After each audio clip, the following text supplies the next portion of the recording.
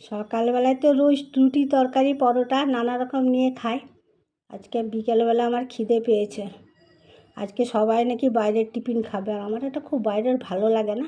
আমি 2-3টে রুটি করে নিয়েছি সন্ধ্যাবেলায়, আর পাঁচমিশালি তরকারি, তার সাথে একটু আচার নিয়েছি আজকে।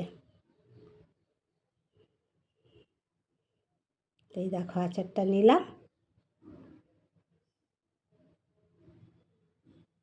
এইটা খেলে মনে হয় রাত্রে আমি আর কিছু খাবো।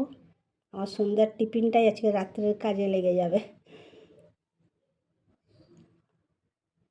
দাঁড়াও, পেঁয়াজটা লঙ্কাটা তো চাই, নাহলে কি হয়। তো তোমরা কে কেমন আছো? আশা করি তোমরা সবাই ভালো আছো, আর ভালো থেকো, আমার পাশে এইভাবেই থেকো। তো আজকের মতন টাটা, বাই বাই। পরের ভিডিওতে দেখা হচ্ছে। আর যাই।